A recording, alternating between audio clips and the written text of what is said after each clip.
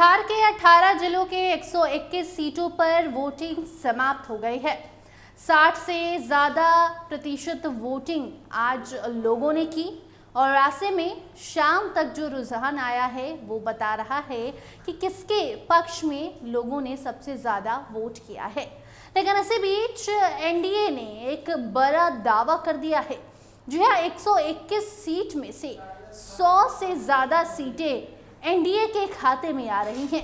ये दावा करने वाले तारापुर से चुनाव लड़ रहे सम्राट चौधरी हैं। जी हाँ, बिहार के डिप्टी सीएम और तारापुर विधानसभा क्षेत्र से अपनी किस्मत आजमा रहे सम्राट चौधरी का ये दावा है। प्रेस कॉन्फ्रेंस करते हैं और बताते हैं कि 121 में से लगभग 100 सीटें हम जीत रहे हैं, एनडीए जीत रही है। 121 सीटों में से लगभग 121 सीटों में से लगभग 100 सीटों के आसपास एनडीए जीत रही है और ये 2010 के रिजल्ट को ब्रेक करने वाला रिजल्ट होगा। देखिए, कई महीनों से आज के दिन का इंतजार था।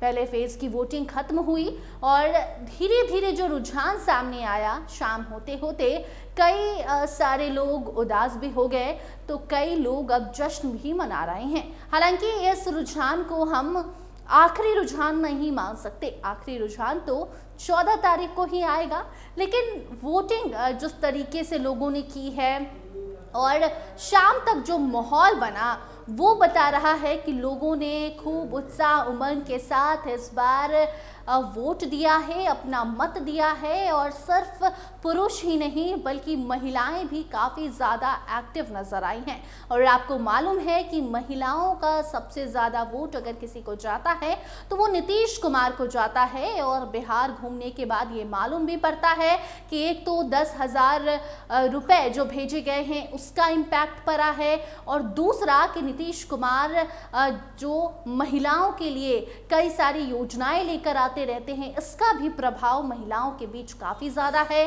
बिहार में शराबबंदी है, इसका प्रभाव भी महिलाओं के बीच में है। और आज की जो तस्वीर थी वो चौंकाने वाली थी, क्योंकि लड़कियां हों, महिलाएं हों, बुजुर्ग महिलाएं हों, सभी बढ़ चढ़ कर आज इस लोकतंत्र के महापर्व का हिस्सा बन रही थी। और ये तस्वीर बता रहा था कि बिहार के लोग अब जागरूक हो चुके हैं, महिलाएं जागरूक हो चुकी हैं, वो समझ चुकी हैं कि उनका राइट है, उनका अधिकार है वोट देना, और वो वोट देंगी जिसे सरकार मिलाना चाहती हैं, सत्ता मिलाना चाहती हैं, उसे चुनेंगी, अपने विधायक को चुनेंगी, अपने क्षेत्र का विकास करेंगी। और इस फर्स्ट फेज की वोटिंग में 18 जिलों के 121 सीटों पर आज मतदान हुआ और यहाँ पर कई सारे दिग्गजों की जो प्रतिष्ठा है वो दांव पर लगी थी, जिसमें से सम्राट चौधरी, तेजस्वी यादव, तेज प्रताप यादव, मंगल पांडे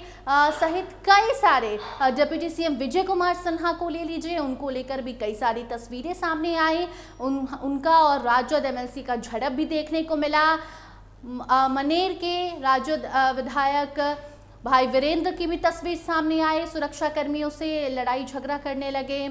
ऐसे में कई अलग अलग तस्वीरें शाम होते होते देखने को मिली। कहीं कोई लड़ाई कर रहा है तो कहीं खुशनुमा माहौल है, कहीं 99 साल का बुजुर्ग भी आकर वोट डाल रहा है। लेकिन अब जब शाम का वक्त होता है, वोटिंग खत्म होती है, तो सम्राट चौधरी सामने आते हैं और दावा कर जाते हैं कि 121 में से लगभग 100 सीटें एनडीए के खाते में जा रही हैं। यानी कि पहला फेज जो है वो एनडीए जीत रहा है।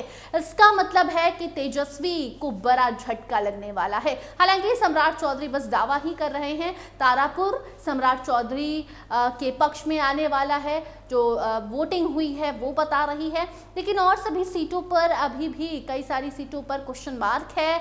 जैसे कि मोकामा में देखिए सूरजभान सिंह है, दूसरी तरफ सूरजभान सिंह की वाइफ हैं, और दूसरी तरफ अनंत सिंह जो जेल में बंद हैं, पीयूष प्रियदर्शी हैं। और ऐसे में जो कांड हुआ, दुलारचंद कांड, उसके बाद माहौल बदला, वोटर्स छिटके, वहाँ का परिणाम भी चौंकाने वाला आएगा।